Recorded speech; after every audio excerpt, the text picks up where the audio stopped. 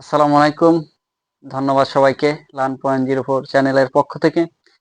আজকে আপনাদের সাথে আলোচনা করব তৎপুরুষ সমাস নিয়ে। আমরা তৎপুরুষ সমাস যেহেতু আ ৯ ধরনের, সেহেতু একটা পর্বে আসলে হয় না। তাই আমরা চাচ্ছি যে ২ টা পর্বে ভাগ করব। ১ম পর্বে আমরা কয়েকটা সম্পর্কে আলোচনা করব। তো ১ম আমরা আলোচনা করব দ্বিতীয় তৎপুরুষ সমাস নিয়ে।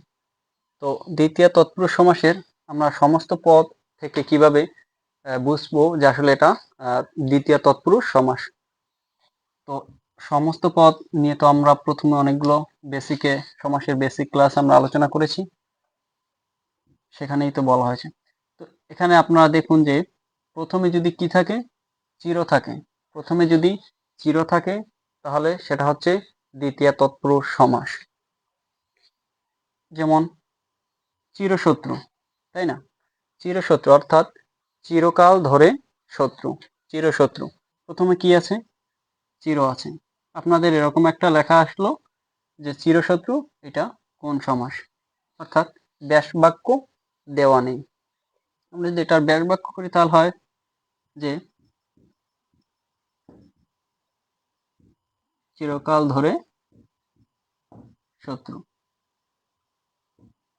শত্রু, চির শত্রু, তাই না?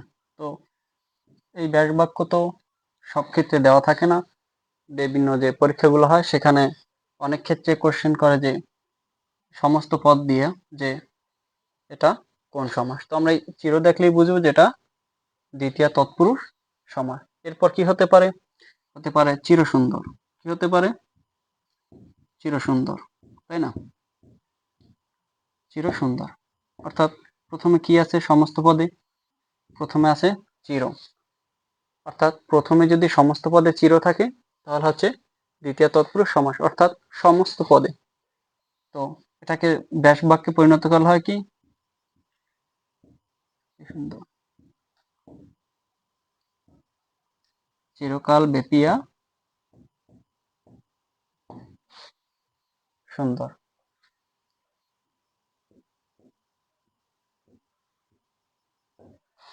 চিরকাল ব্যাপিয়া সুন্দর, চিরসুন্দর।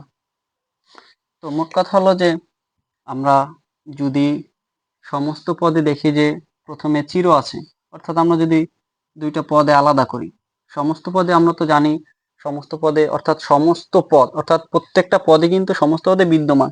কিন্তু আমরা যদি প্রপারলি দুটোকে আলাদা করি তাহলে প্রথমে যদি প্রথম পদ অর্থাৎ পূর্ব পদ, এটা তো আমরা জানি যে পূর্ব পদ আমরা প্রথম ক্লাসে আলোচনা করেছি। তো এই পূর্ব পদে যদি কি থাকে? চির থাকে। পূর্ব পদ অথবা প্রথমেই তো পূর্বপদ থাকে। তো পূর্বপদে যদি চির থাকে তাহলে সেটা হচ্ছে যে দ্বিতীয় তৎপুরুষ সমাস। তো এ পর্যায়ে আমরা দেখবো যে আসলে ব্যাস বাক্য থেকে আমরা কিভাবে নির্ণয় করব এটা দ্বিতীয় তৎপুরুষ সমাস। আমরা একটু মুছে নেই। তো আমরা বলেছিলাম যে বিগত স্লাইডে আসলে সেখানে আমরা আলোচনা করেছিলাম যে অর্থাৎ লিখেছিলাম যে পণ্য, প্রাপ্ত, গত, অতীত এগুলো যদি শেষে থাকে তাহলে আমরা কিভাবে সমস্ত পদ থেকে আবার এই যে দ্বিতীয় তৎপুরুষ সমাস নির্ণয় করতে পারবো। তো আমি একটা উদাহরণ লিখলাম যে দুঃখাতীত, এই শেষে কি আছে? শেষে আছে কি? অতীত। অর্থাৎ এটাকে যদি আমরা বিশ্লেষণ করি দুঃখ যোগ অতীত, তাই না? তো শেষে কি আসে? এই যে অতীত, এই জায়গায় তো শেষে অতীত আসে। তো আমরা সমস্ত পদ থেকে সহজেই নির্ণয় করতে পারবো দ্বিতীয় তৎপুরুষ। তারপর আমরা যদি বলি যে শরণাগত, শরণাগত, তাই না? শেষে আছে কি? গত।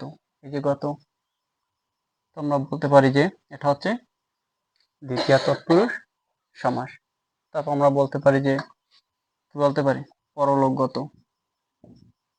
পরলোকগত, তাই না? শেষে আছে কি? গত। এই যে গত, তো আমরা সহজেই বলতে পারি যে এটা হচ্ছে দ্বিতীয় তৎপুরুষ সমাস।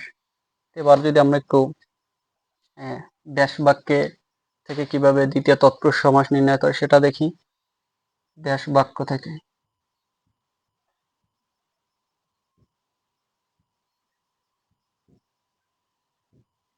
থেকে দ্বিতীয় তৎপুরুষ সমাস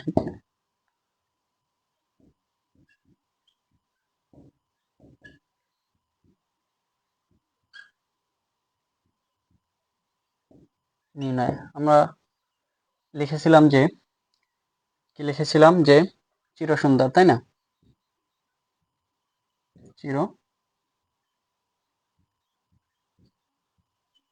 চিরসুন্দর, আসলে এটা একসাথে হবে, চিরসুন্দর। তো এটাকে আমরা যদি বিশ্লেষণ করি তাহলে আসে কি, চিরকাল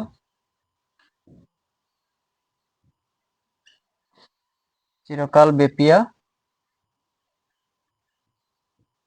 বেপিয়া সুন্দর সুন্দর। তো এই যে মধ্যে আছে কি, বেপিয়া, বেপিয়া উঠে যাবে, তাহলে আসে কি যে চির চির আর কি এই জায়গায় থাকে সুন্দর, এটা আসে কি চির সুন্দর। তো এভাবে আমরা যদি আরো চাই তাহলে লিখতে পারি,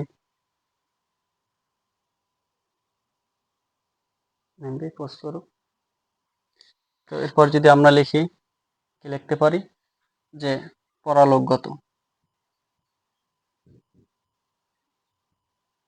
পরালোকগত, তাই না? পরালোকগতকে যদি আমরা ব্যাস বাক্যে পরিণত করি তাহলে হয় যে পরালোকে পরালোকে গত। তো আমরা যেহেতু এই জায়গায় দেখেছি যে কি দ্বিতীয় তৎপুরুষ সমাস, তাই না?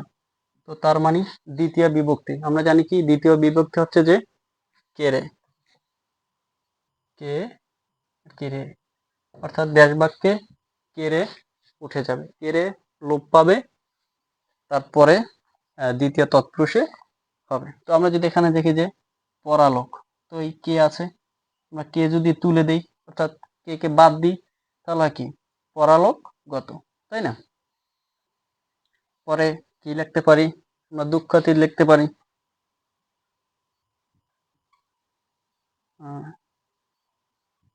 দুঃখাতীত, আমরা দুঃখাতীতকে যদি ব্যাস বাক্যে পরিণত করি তাহলে হয় যে দুঃখকে অতীত, অতীত। তো আমরা এই যে কেউ তুলে দিই তাহলে হয় যে দুঃখাতীত, তাই না? তো মোট কথা হচ্ছে যে যখন আমরা ব্যাস বাক্য দেখব, ব্যাস বাক্যের মাধ্যমে কিভাবে বুঝবো যে এটা দ্বিতীয় তৎপুরুষ সমাস, যেহেতু দ্বিতীয় আছে এই জায়গায় লেখা, তার মানে কি দ্বিতীয় বিভক্তি রয়েছে, আমরা জানি যে দ্বিতীয় বিভক্তি হচ্ছে কেরে, অর্থাৎ কেরে উঠে যাবে, কে এই যে কে রয়েছে যদি রে থাকে তাহলে এই কেরে উঠে যাবে, তাহলে আমরা বুঝবো যে এটা দ্বিতীয় তৎপুরুষ সমাস। এরপর যে আমরা আলোচনা করব তৃতীয় তৎপুরুষ সমাস অথবা করণ তৎপুরুষ সমাস। তো কিভাবে আমরা সমস্ত পদ দেখে নির্ণয় করতে পারবো যে এটা তৃতীয় তৎপুরুষ সমাস। তো প্রথমে আমরা দেখব অথবা শুরুতে যে কোন একটা যন্ত্র অথবা মাধ্যম বা উপকরণ বোঝায়, ঠিক আছে? যন্ত্র, মাধ্যম বা উপকরণ বোঝায়। তো আমরা একটা এক্সাম্পল লিখেছি যে জুতা পেটা। তো এই যে শুরুতে কি যন্ত্র, মাধ্যম, উপকরণ, এই জুতা কি, জুতা একটা হচ্ছে যে উপকরণ, তাই না? কিসের উপকরণ, যে এটা হচ্ছে মানুষের ব্যবহার্য বা চলার জন্য যে একটা দরকার পড়ে জুতা। তো এই আমরা প্রথমে যদি দেখি যে কি কোন একটা উপকরণ বোঝায় বা যন্ত্র বোঝায়, মাধ্যম বোঝায়, সেক্ষেত্রে আমরা বলতে পারি যে এটা হচ্ছে তৃতীয় তৎপুরুষ সমাস। তো কি হতে পারে, মধুমাখা, মধুমাখা, তাই না? তো এই শুরুতে কি আছে, মধু, মধু কি, মধু তো হচ্ছে উপকরণ, তাই না? তো এটা বলতে পারি আমরা যে এটা হচ্ছে তৃতীয় তৎপুরুষ সমাস। তো এবার আমরা দেখব যে আসলে ব্যাস বাক্য থেকে আমরা কিভাবে তৃতীয় তৎপুরুষ সমাস নির্ণয় করব। তো আমরা যদি এই জুতা পেটাকে লিখি যে জুতা পেটা, জুতা পেটা, তাই না? জুতা পেটা, তো ব্যাস বাক্যে পরিণত হল হয় যে জুতা দ্বারা, জুতা দ্বারা পেটানো, পেটা, জুতা দ্বারা পেটা, হ্যাঁ, জুতা দ্বারা পেটা। তো এই জায়গায় কি রয়েছে, দ্বারা, এই জায়গায় রয়েছে কি তৃতীয় তৎপুরুষ সমাস। আমরা জানি যে তৃতীয় বিভক্তি রয়েছে দ্বারা, দিয়া, কর্তৃক। তো আমরা একটু লিখি যে তৃতীয় বিভক্তি কি? দ্বারা, দিয়ে আর কর্তৃক, কর্তৃক, তাই না? এটা হচ্ছে তৃতীয় বিভক্তি। তো আমরা যদি দেখি যে মাঝে, অর্থাৎ কোন একটা ব্যাস বাক্যের মাঝে রয়েছে কি? দ্বারা, দিয়া, কর্তৃক, সেক্ষেত্রে আমরা বুঝবো যে এটা হচ্ছে তৃতীয় তৎপুরুষ সমাস। যেমন এই জায়গায় রয়েছে যে জুতা দ্বারা এটা, তাই না? তো ওই মাঝে রয়েছে কি? দ্বারা, সেহেতু এটা হচ্ছে তৃতীয় তৎপুরুষ সমাস। এবার যদি আমরা দেখি যে মধুমাখা, মধুমাখা, এটাকে আমরা যদি ব্যাস বাক্যে পরিণতি করি তাহলে কি হবে? মধু দিয়ে মাখা, তাই না? তো এই মধ্যে কি রয়েছে? দিয়ে, তার মানে এটা হচ্ছে এই যে তৃতীয়া যে বিভক্তি রয়েছে, তৃতীয়া বিভক্তি। তো এরপর যে আমরা জানলাম যে আসলে কিভাবে ব্যাস বাক্য দেখে আমরা বলতে পারি যে এটা তৃতীয়া তৎপুরুষ সমাস। তো এরপরে আমরা আলোচনা করব চতুর্থী তৎপুরুষ সমাস নিয়ে।